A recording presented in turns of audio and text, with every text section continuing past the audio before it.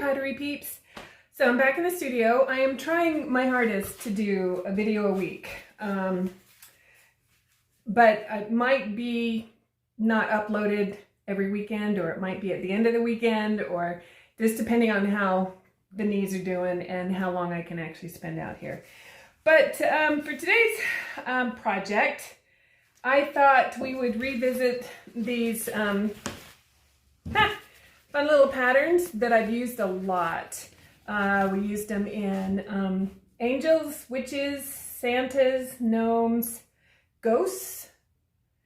I might be forgetting something. Anyway, these patterns were originally developed for these. Aren't these cool? So these were, my niece wanted me to make a centerpieces for her wedding. And if I can find a picture of how they looked actually at the wedding, I'll post it.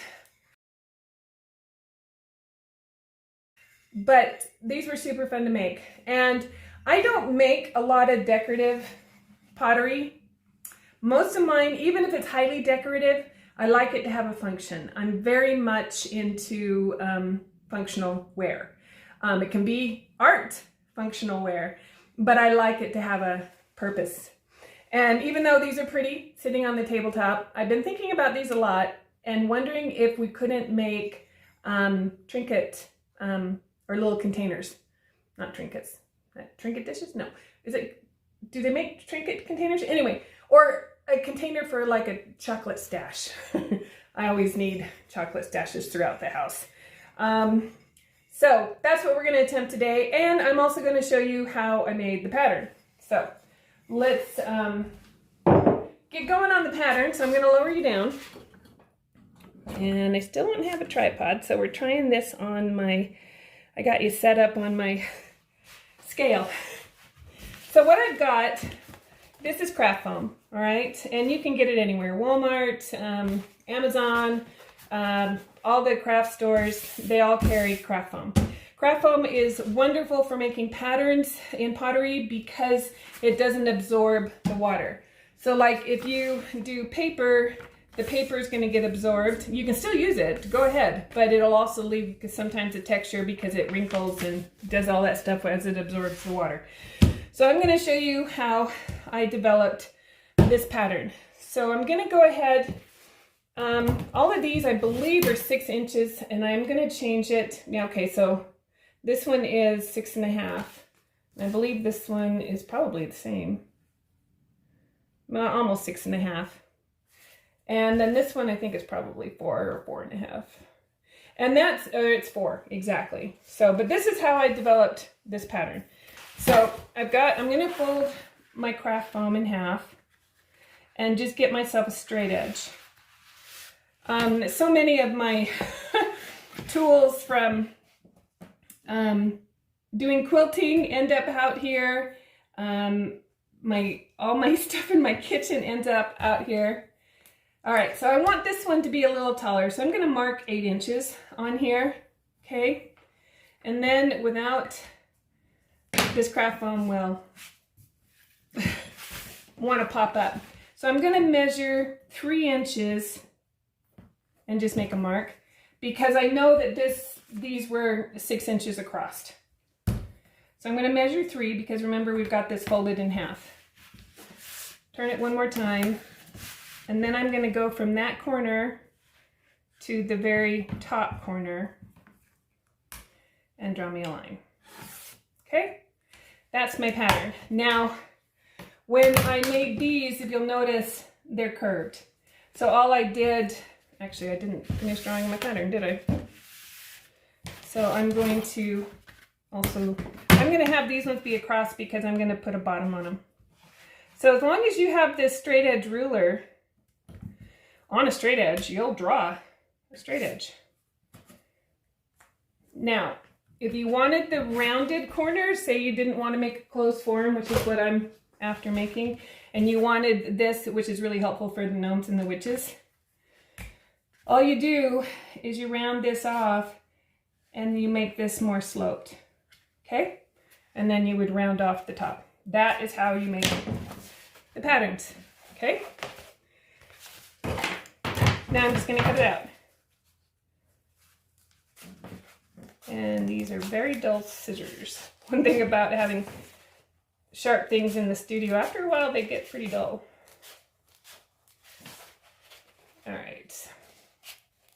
Now this is the first time I've made this, so you get to see me fumble and change or whatever. Did I cut the top of that off? I must have.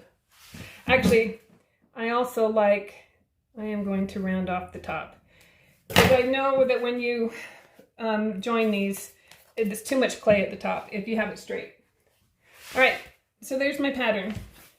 Now, if you have a working studio or if you have a memory that's going or scattered memory or whatever, it's a good idea to write on your pattern. Mountain. I'm just going to write mountain. Okay. So now we're going to try out the pattern and just see how it does and if I need to make any modifications. All right. So I've already rolled out a slab. Actually, I'm going to just leave that there. Maybe I'm going to just pull you closer. Hold on. Actually, all right, I pulled you a little closer for this. Okay, we got our knife. I want to cut out 3 of these. This is a 3/8 of an inch, and then it has been compressed with a rib.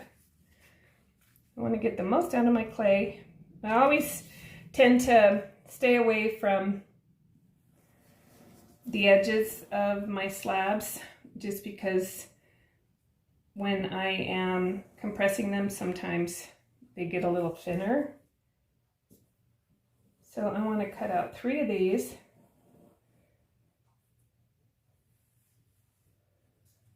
There's one. Take advantage of that cut there. Whoops, let's get a little further away.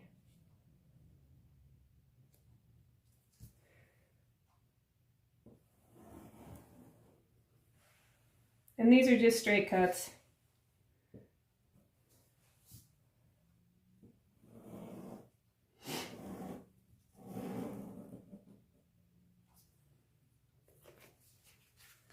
And then we will do, so we've got 3. These turn out, I'll probably be making more. If you haven't gathered by now, or figured out by now, I love mountains. Case in point, the mural behind me or the mural beside me that I painted. And one thing about living in Utah that's nice, I grew up, of course, around the most amazing mountains in the world in Alaska. You just can't beat mountains there. But at least I'm nestled in the mountains here in Utah. At least I have those. All right, so I'm just going to set these aside. These are going to need some time to stiffen up, but we're going to do something to them first. Because my clay, as you can tell, is pretty sticky. It's pretty wet. It just came out of the bag. And it is very humid here today, so I don't know how fast these will dry out. This might be an all-day project just because I want my clay to dry out. So I'm going to go ahead and do another one. Actually, let's go ahead and keep going on this one, on this line. Every time I roll out a slab, I try to use it most efficiently.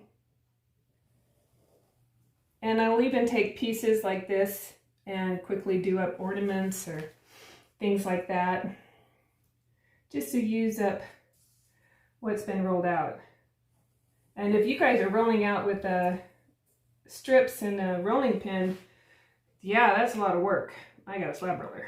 So putting that kind of work into rolling on a slab, you want to use up as much of your slab as you can. Okay, so let's go this direction.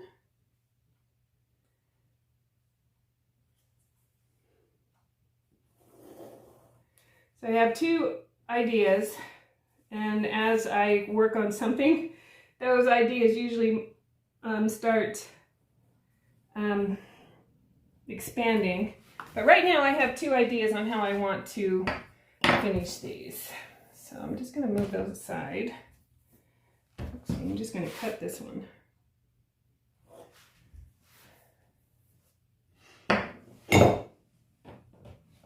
Woo! Floppy, floppy clay. All right, let me get these guys out of my way.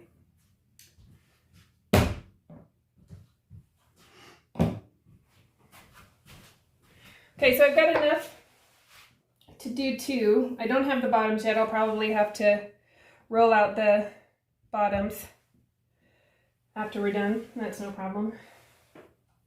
I've been doing more hand building since my knee surgeries that I think I've ever done.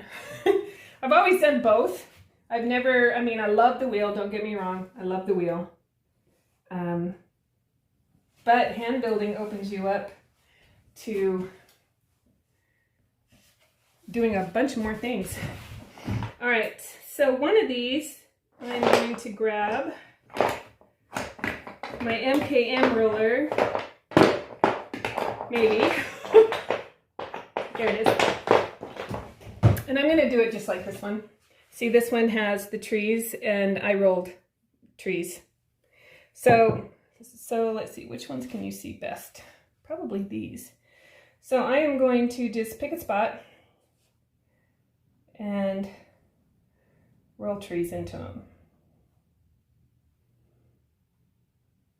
And since I've got them lined up here, it's actually pretty easy to keep them lined. Just roll all the way across.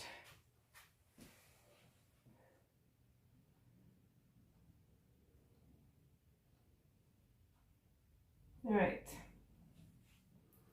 We're going to let those stiffen up. Move them over here. And I did flatten them out a little bit on that side. They're not quite, you can cut them if you want to have that perfect triangle. I'm not worried about that. So we'll leave those guys to stiffen up. And then what to do with these guys?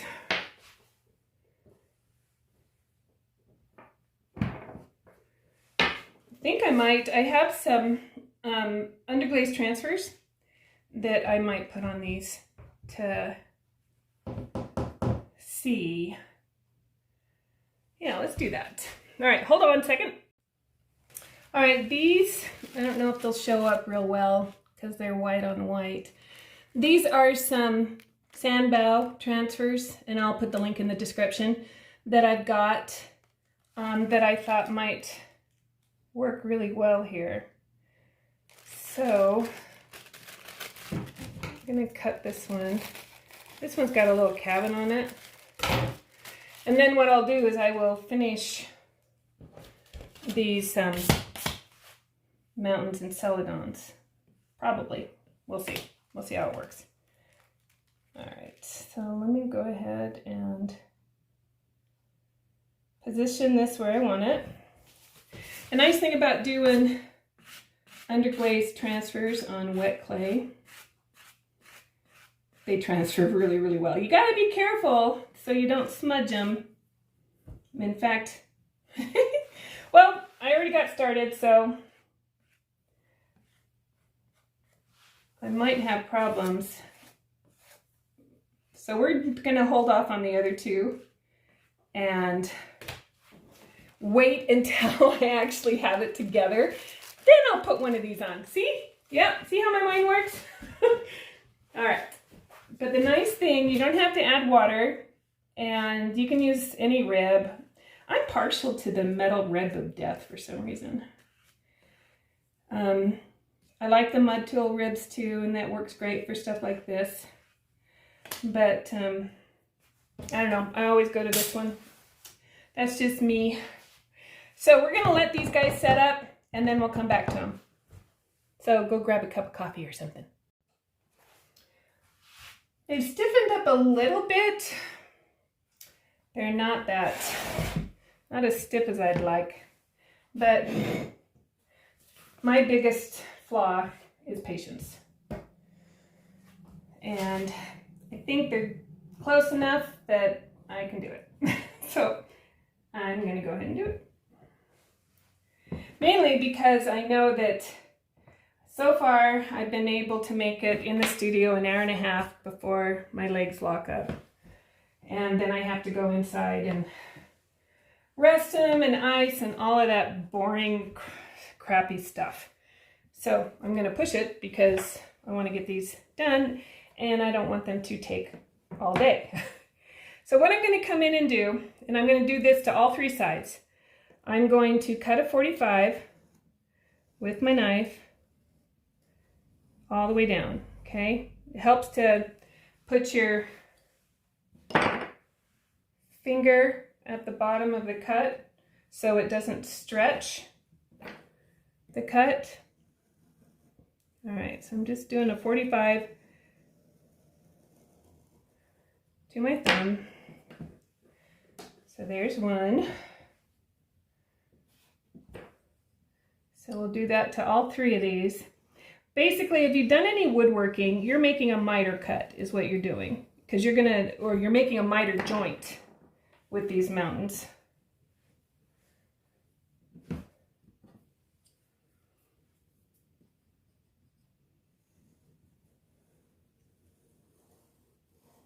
Which is also why I should wait till it's a little bit more set up.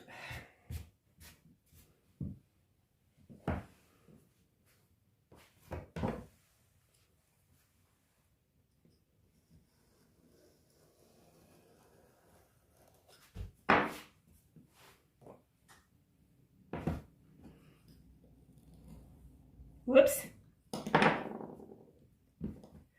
And I've got it carried away.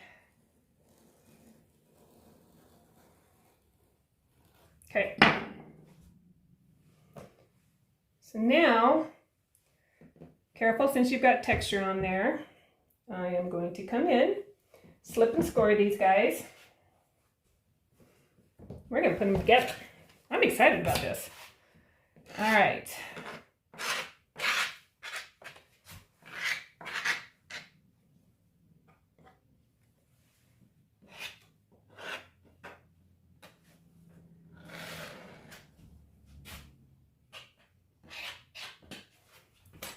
Okay, let's get this one. And I am just using, actually, let's see what my slip looks like. Whoa. That's nice and thick. Let's see, I need, that'll work. So I'm gonna go ahead and add slip. Actually, it might be too thick. We'll do one.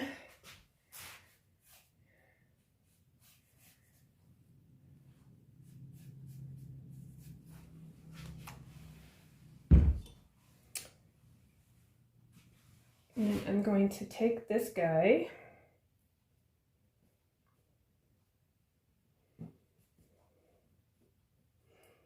and press that together. Hope you can see this. I get busy doing what I'm doing and not paying attention to what you guys can see. So I'm pressing that on the outside with just my finger, my ring finger. And I'm going to take one of these guys and I'm going to just lay it in there.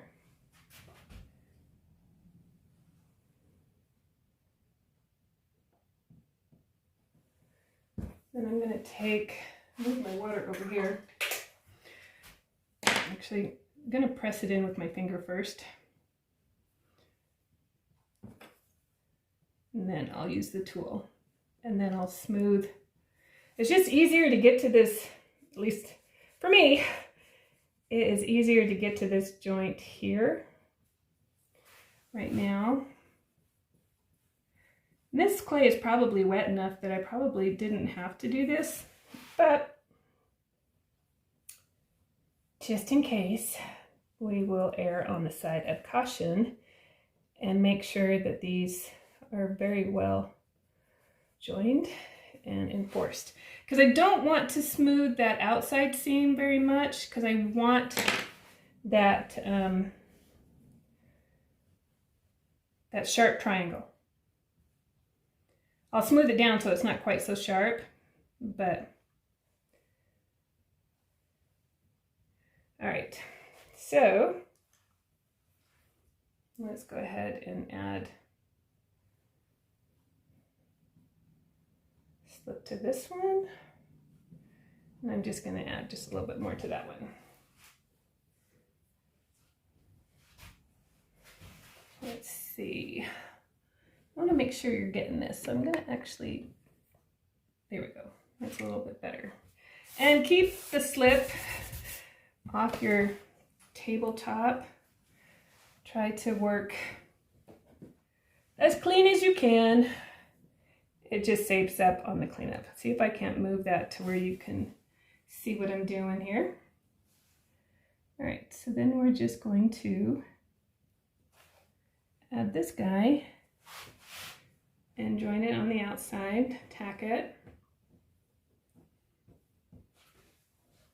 I'm going to keep it open so I can take one of our 45s that are just left over here and still reach the inside. I'm just going to lay that down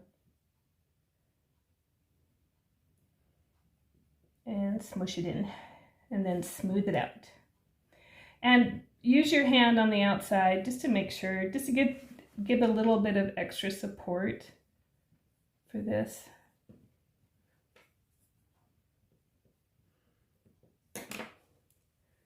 All right, I'm going to bring my finger in here. This top part's a little tricky. It's going to be even trickier on the last one.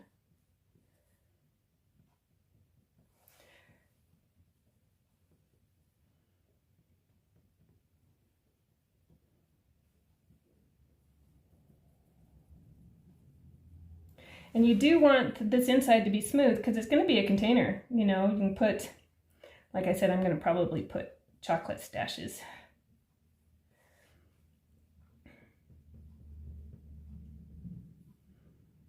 My oldest son, as a teenager, made it his mission to find my chocolate stashes.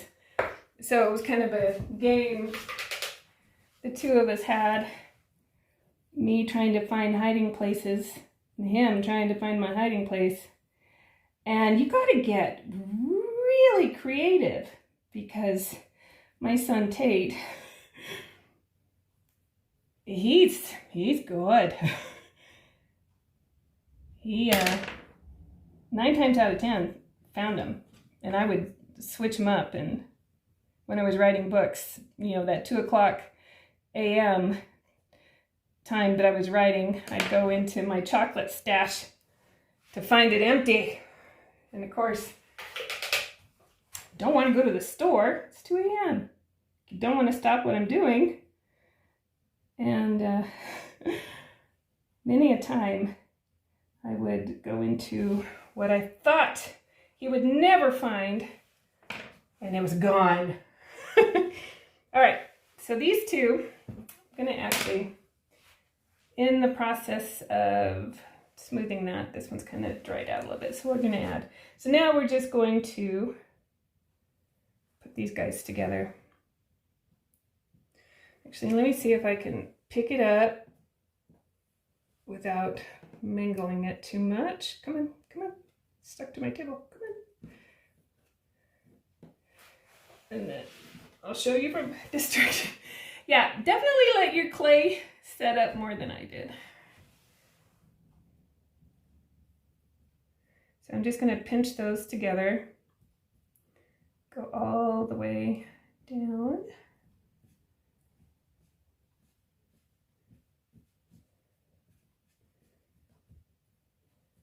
I don't have much of a problem people finding my chocolate stash anymore because all my kids are grown up and out of the house. Well, my daughter's living in my basement right now two of my daughters. One, she's the one I made the Tree of Life vase for her house. Her house will be done into April or May sometime. And then my other daughter is still down there too. She moved in with, well, COVID really screwed up some of these kids, and she was one that got hit super hard, got furloughed, and really, really had a hard time. Luckily, she's gotten into the pottery, and it's been very, very helpful for her mental health and all the trials that she went through. All right, so you see how I did that seam? But I do want to keep it, I mean, I will round it off, but I don't really want it rounded. So now I need to do that with all of these. And I will go back in. I'll probably wait till this guy stiffens up more. You know what? Well, I don't want to use plastic, but if you've got paper towels, and I did have paper towels at one point in my studio, and I don't see them. I really need to get out here and make an inventory of what I've got and what I don't have. When you've been out of the studio for as long as I have, I'm not sure what's here. Or it could be here, but it's been put somewhere else, and I don't know where it's been put. All right, I'm actually going to come in here with my metal rib and smooth that down. I don't want to, I'm being careful around my trees. You could wait and do the trees or do your design after, but I like the definition I can get if I can actually press in when it's flat, which is why I did that. Okay, so let's roll it one more time. Okay, and then I'm take that little bit of that coil off there, and then just kind of just doing little micro pinches, making sure that those are really together.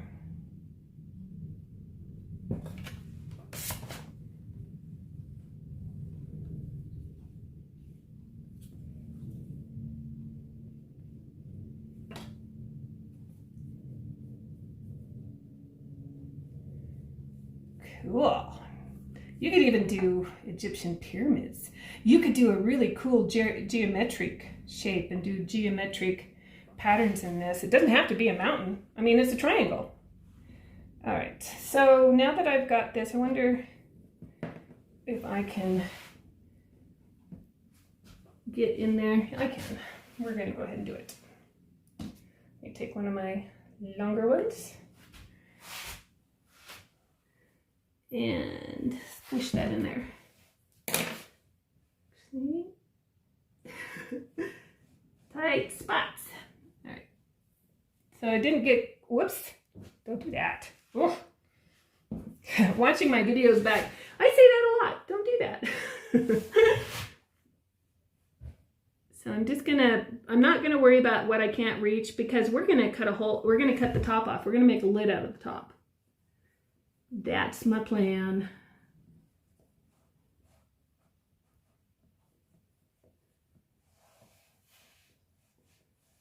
All right, so now I've got all my joints. Where's my paintbrush to smooth this one, since I can't really get my finger in there. And I'll have another opportunity to get to these when I cut the top off. But I'd like to get as much done at this point. All right. So now, let's go ahead and, now, with these ones, I did go in and kind of make them so they're not so straight up and down. Actually, before I do that, I'm going to address my top.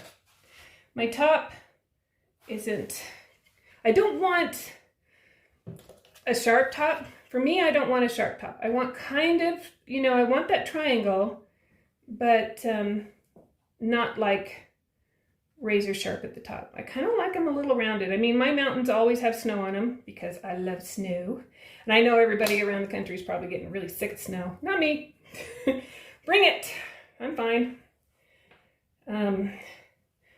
Mainly because once the snow is gone, then the work begins in the yard, and I don't want to do that right now. All right. So I kind of like the way the top is a little rounded, but you can see where I'm talking about. You could make a pyramid. You could do a geometric carving on this, put lines in it. You could do some of the transfers and make them, put the geometric transfers on. So I'm just going to come in here with my fingers, and I'm just going to, not a lot, but kind of give it more of a belly. I mean, I want a lot of chocolate in this, right? So you see the difference, how it's, I don't know if you can see that, how it's a little bit more rounded than, say, that one is. So I'm going to do the same. I'm not like opening it up a ton, but just a little bit. Just to give it, I love curves. I'm not a fan actually of straight up and down lines. I'm actually not a fan of geometrics, even though this would be a really cool form for a geometric. I am definitely more into shapes or into curves. All right, so we'll do this last one.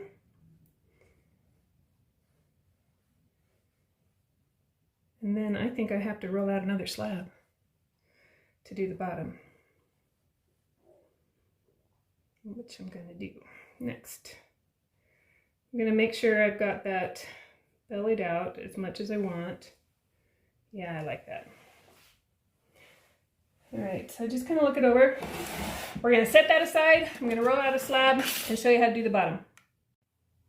I've got my slab rolled out and compressed. And if you have any air bubbles in there, just pop them, get them out.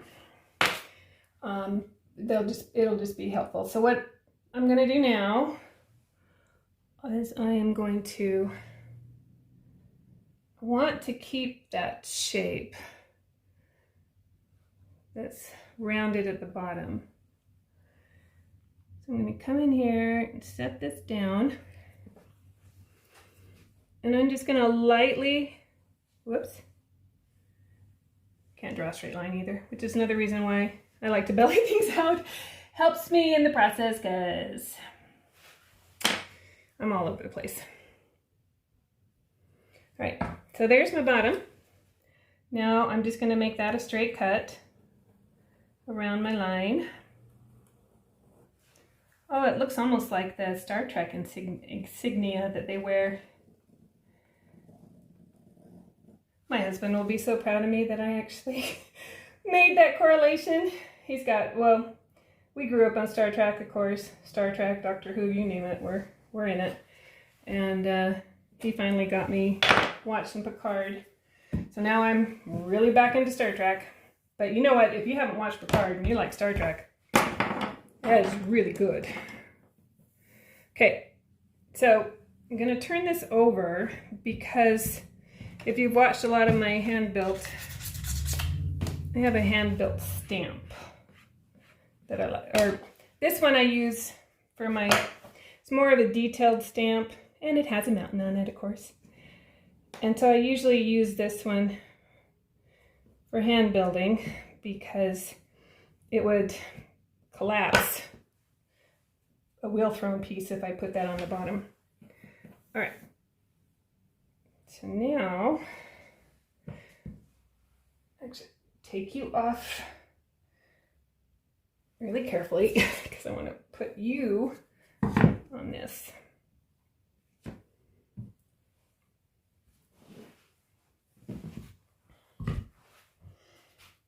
I need more room. Never enough room.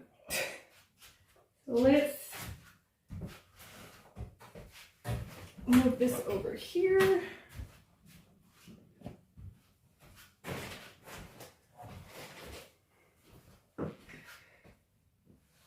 View here, and aha, there we go. All right, so I'm gonna score this outside and then lift it up and score the bottom of this.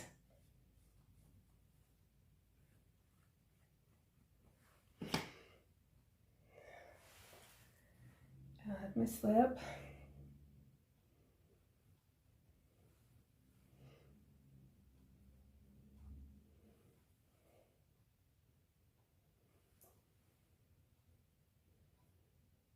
This slip's almost too thick.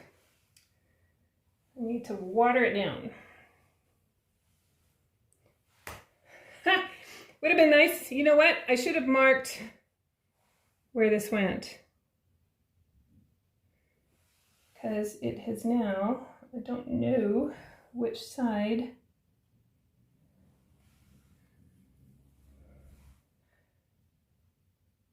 I think it was this one. And we will just pull these guys out again. Gravity has caused him to, no, it was not that one. Yeah, make yourself a little line so you know which way to put these on. But, you know, you can also fix it by cutting it away, which is what I'm going to do, because you can see I've got too much over here. And I could have stretched this by picking it up and turning it over, which most likely is what I did. All right, so I want to push this down. I'm going to actually lift the bat instead of the piece and tap it. And now I'm going to take my finger, kind of go around and smooth that in on the outside. And I'll hit the inside when we cut it. But right now I want to, we've created a closed form. I'm going to kind of pinch those and pull them down a little bit on the corners, just to make sure. I've got to see if I can pick it up.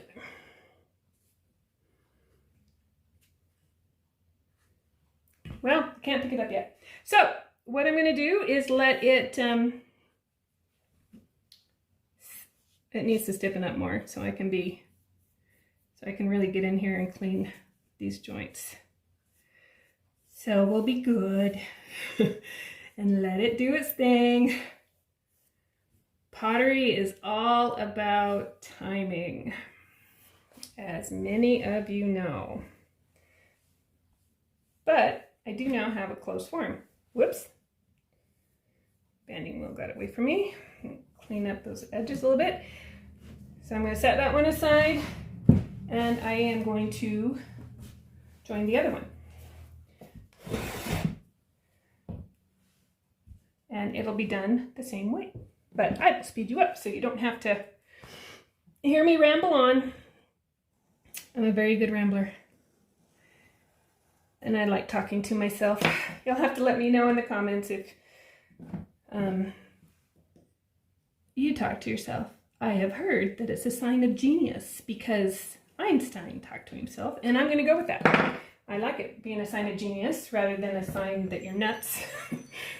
Mine could definitely be more on the nuttier side.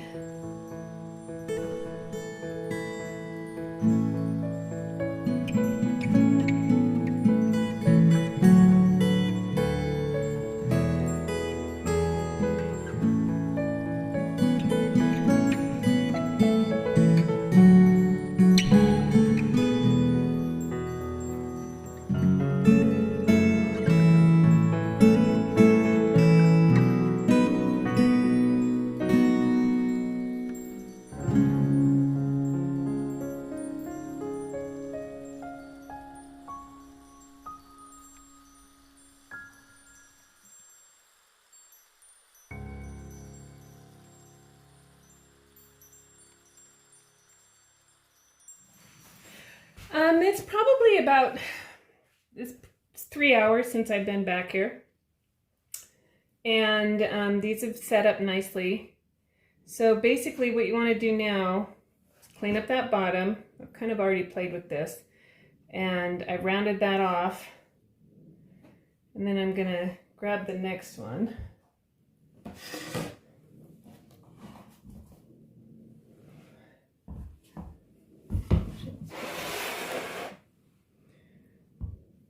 It's stuck to the, there we go. So I just want to make sure that that joint is good and sealed. So it's actually still fairly wet. I'm surprised. It should have been set up a little bit more than this, but you know, weather, humidity, it all plays a part. You're constantly adjusting as a potter to the elements. So I'm just gonna, don't want to see any lines down here, so I will, if I have any lines, I will smooth them out really well. I don't want to see where that slab was joined, like there. I don't want to see any of that. And this is what, I think I mentioned it in another one. It's called thumb trimming. And you just take your thumb and knock that down. This line I did not clean up very well. So I'm just going to pull some of the clay down into that line.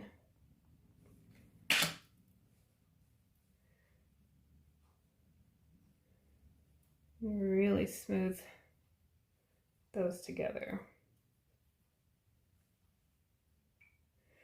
So we got a close form, so now we got to figure out how we're going to, and I'm going to be able to push from the inside too, so I'm not, this isn't my final cleanup. It's never the final cleanup, you know, there's always more to do. All right, so now what I need to do is I need to decide how far down I am going to take my snowpack. I'm going to have my lid be this big. You need it to be far enough down because you don't, like if you cut clear up here, your opening's only going to be like that big. But if I cut down here, and then also decide what kind of cut you want. So take a needle tool and just lightly brush, you know, take it around.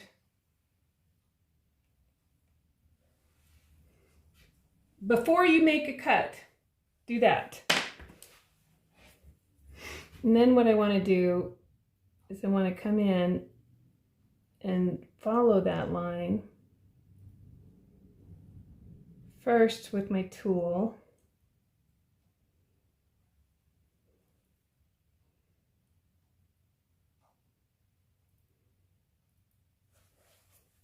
Get too much clay on your tool, just wipe it off your sponge. Okay, so don't worry about the goobers. I know it's really, really hard not to pick at them, but try and leave them alone. So what I'm going to do now is I'm actually going to come in and I'm going to cut at this angle, not straight in. I'm going to cut down. All right. So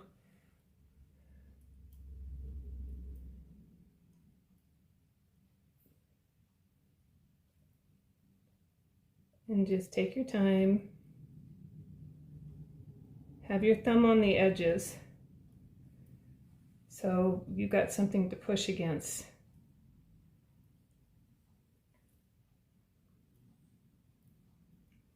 And it's not going to push the clay out on you.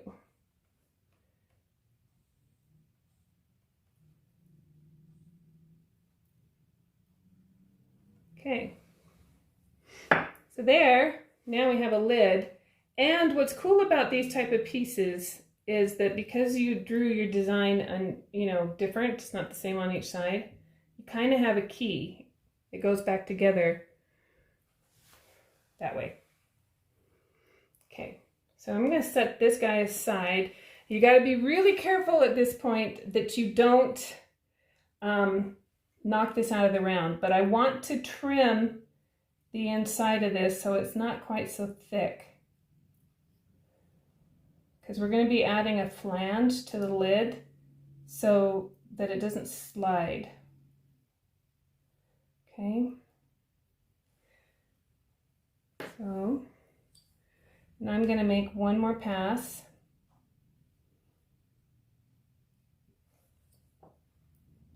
Just kind of trimming some of this clay away.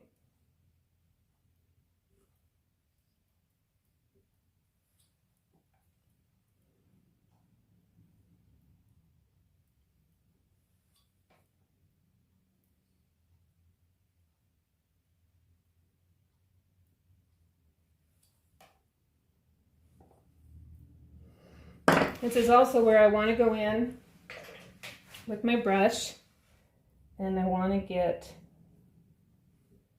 this seam here, down here.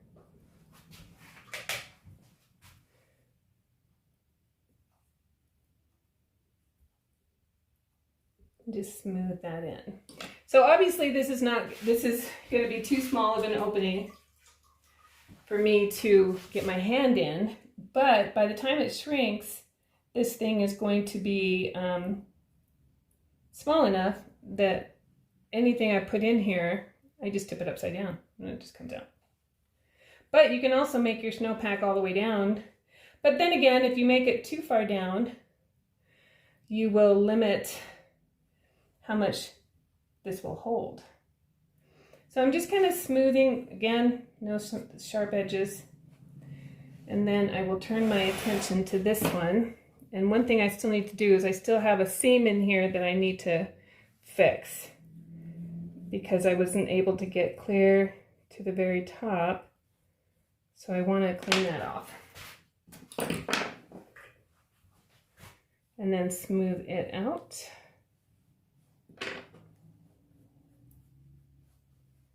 And I just want to smooth my edges here.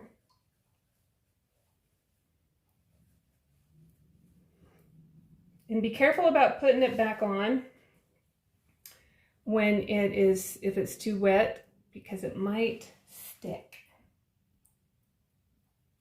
Okay.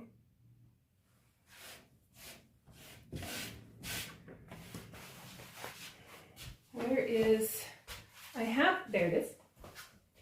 So I have my extruder here, and it's just set for a coil, and I just want a little bit of clay here. The nice thing about, you don't have to do it with a coil, you can roll it out, but the nice thing about, since I already had it set up, that I can just flatten this coil, and I know it's going to be the same amount of clay.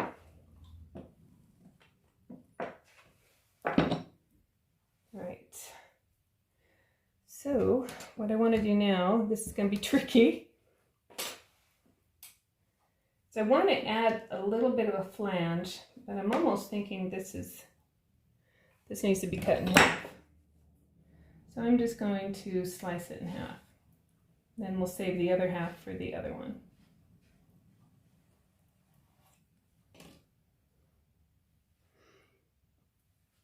It's going to be kind of hard to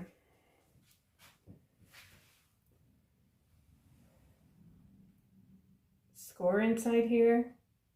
So, and I just want a lip. Okay, so I'm just going to put it in here.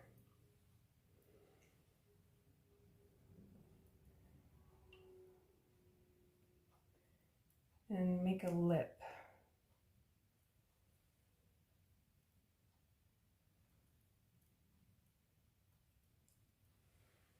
Let's see what I'm doing here.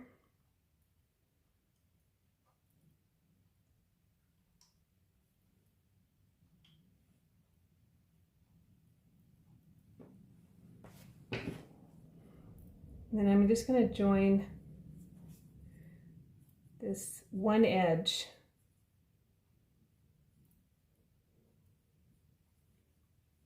to the lid.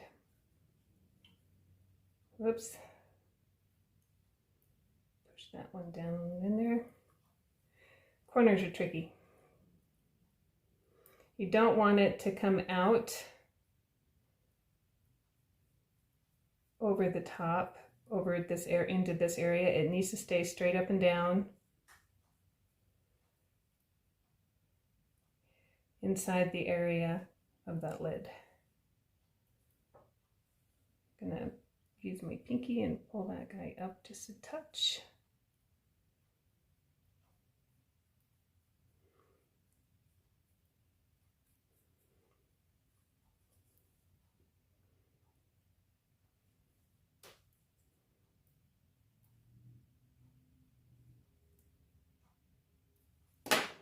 Let's cut some of the excess off here. And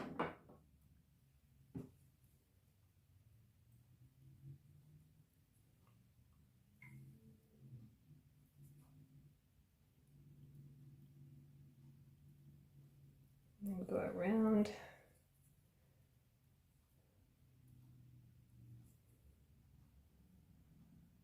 It's basically just a stop guard, so to make sure that that lid will stay on and not just slide right off. It's a door stopper. And then come in and smooth that all inside and out.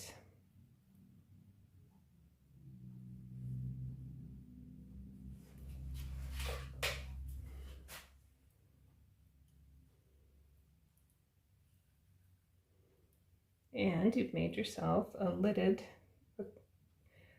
form with a little flange.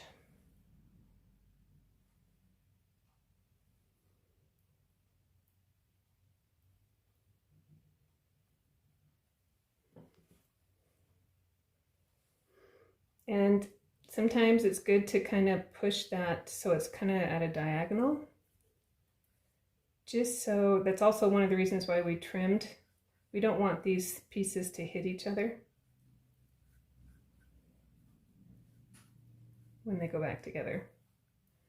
You do need to, especially if you're going to completely glaze them, which I'll fire these together. This type of form you really need to fire together because you want them to move together and still fit afterwards. If you were to fire these guys separate, chances are you'd never get the lid to fit again. All right. So then we find where our key is. Let's smooth that off a little bit.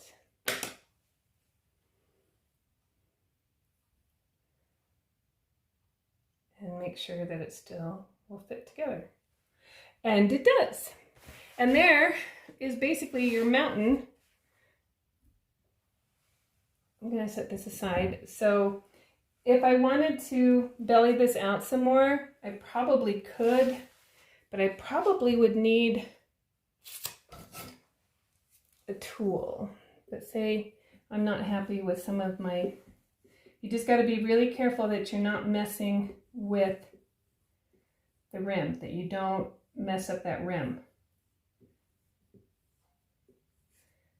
But if you have one part that's a little sunken inside, which I did, that took care of that. And then it'll just go onto the shelf and dry. That's kind of cool. I'm excited to put chocolate in this. So you've got yourself a mountain. And I've been thinking it'd be kind of cool to make a teapot out of these, don't you think? We just might have to figure that out. I don't know if I'll figure that out today. All right, I hope you enjoyed how I made these mountains. And these ones were just made with the other sizes. They're not quite so tall. These were 8 inches tall, and these are 4 and 6, and no bottom. So you could certainly make these if you wanted. And I will post a picture of what the centerpieces look like. But I think these are going to be super fun. And if you wanted to make like a teapot, you could easily add a spout and a handle. Unlimited creativity. You're limited by your creativity on what you want to do with these cute things. I was even thinking something like this would make a great piggy bank. You could even make it to where they have to smash it to get the money out. But you could just keep it a hollow form and then just put a slit, or hollow form, yeah, well, a closed form. Not cut the top off and just put a slit on the side or whatever for money to go in. So that would be a good idea. A lot of you have found my Instagram and have left me messages on what you'd like to see, and one of them was my hedgehogs that I make penny banks out of. So this would be another great one to make penny banks in. Boy, do we need to save money right now. So I hope you enjoyed this one. If you've been here before, thanks for coming back. And if you haven't, think about subscribing. We have a good time here. And I will join you in the next video. Have a great day. Okay, so I had a thought. This is the next day. And I had a thought this morning that mountains, they've got, you know, fissures and legs to them, I guess. I don't know. I'm probably using the wrong descriptive word. But I thought about fluting these to give the mountains a little bit more 3D. So we're going to try it with this one and just kind of see, you know.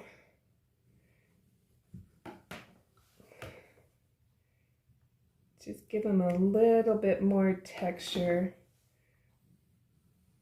And of course I'm going to mess with, I'll have to recut my lid opening. So if I was going to do this again, I would do it before I cut the lid.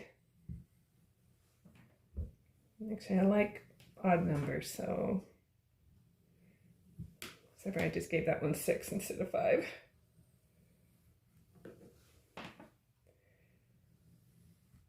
And if I do, I probably won't do a runny glaze on these, but if I did, this fluting would make for some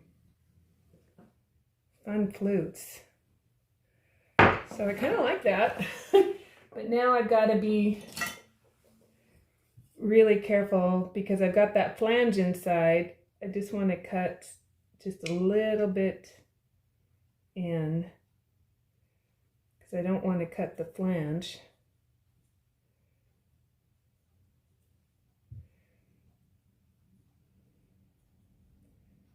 And we'll see if we can get the lid off.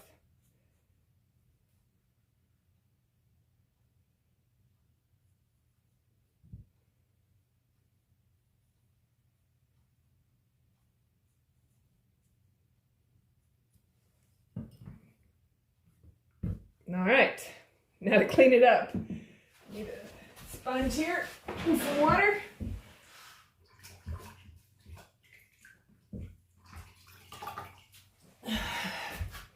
Just kind of clean up those goobers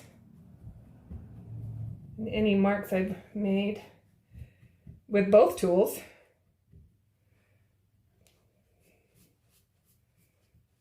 But I kind of like this addition. Kind of just gives it a little bit more interest.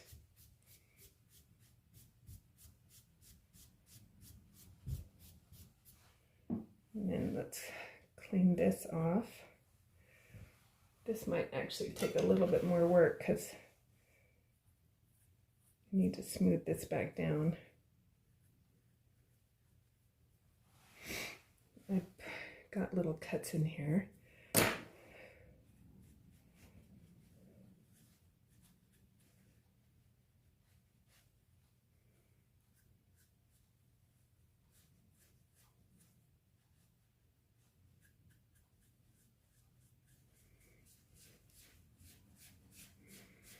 Kind of it's cool touching the lid now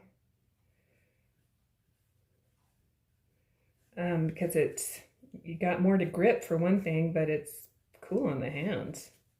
Like it.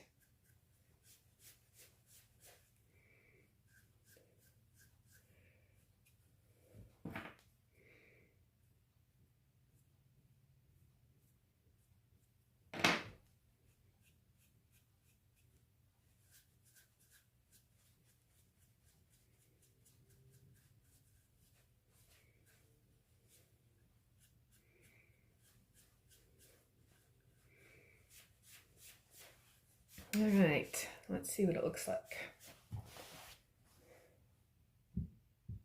Nope, that's not my key. There we go. All right, that's cool. I think I'll do it to the other one too.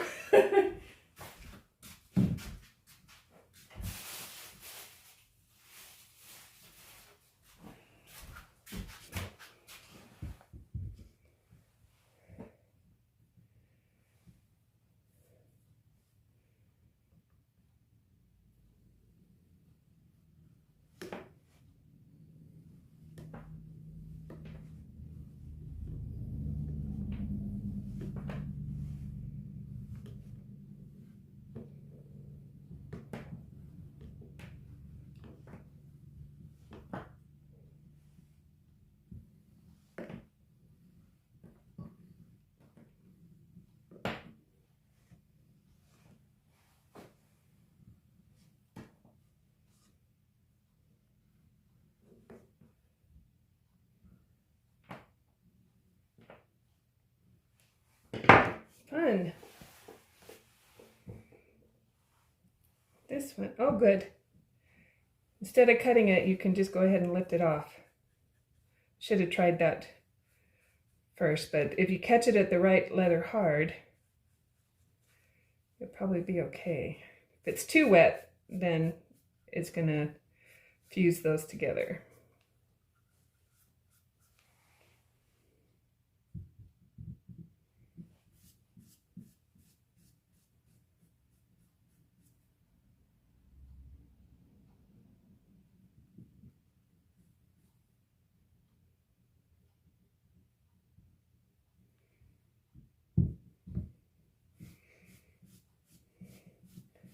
And then just soften those up.